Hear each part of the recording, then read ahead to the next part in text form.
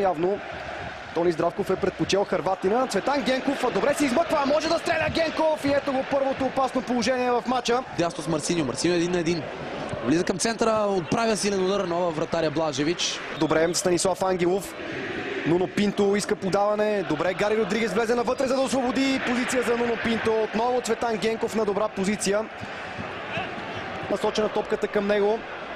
Задържа Емил Гаргоров, умее до съвършенство тези пасове. ЦСКА повежда с 1-0, минутата е 30. Невероятен поглед върху играта на Емил Гаргоров. КБ, дали Емил Гаргоров ще може да играе в този матч? Ако се чудите защо Любослав Пенев упорито налага Емил Гаргоров в националния отбор в предни позиции, отиграване като това са причината. Защото нито ЦСКА, нито националния отбор разполага с кой знае какъв типичен централен нападател, който да бележи от всяко положение.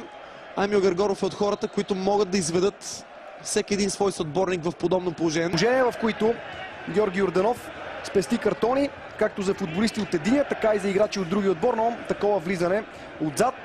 Твърдо влезе в единоборството, опасно за здравето и картона е факт. Центрирана топка в наказателното поле, удар с глава и 2-0.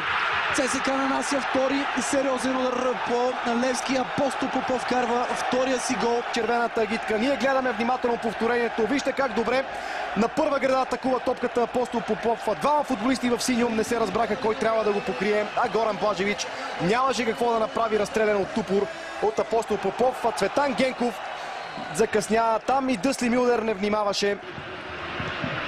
Ето отново пресата, за която ви говоря. Виждате до каква ситуация се стига. Елементарно загубена топка. ЦСКА е в огромен подем. ЦСКА може да вкара трети гол за 6 минути и това е факт.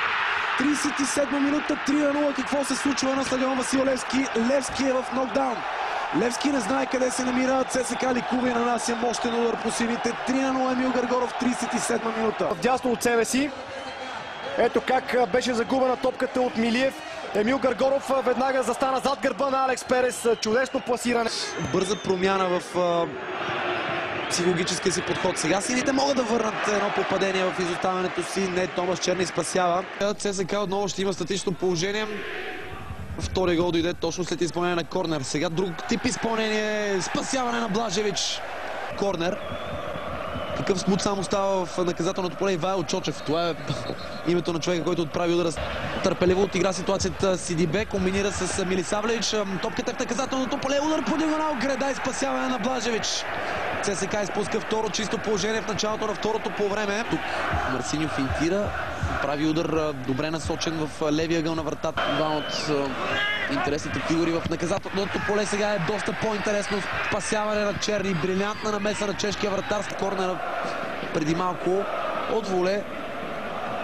Топката бе пратена в вратата на ЦСКА. Кевин Брустрова ми се отправи този удар. Ръцете на Валентин Илиев са плътно прибрани до тялото. Тресно топката и дават възможност на ЦСКА. Центриране в наказателното поле и удар над напречната греда.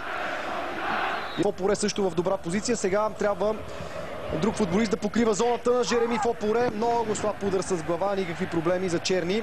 Дъсли Мюлдер, меко центриране на Мюлдер. Има ли кой да нанесе решителен удар? Не, топката напуска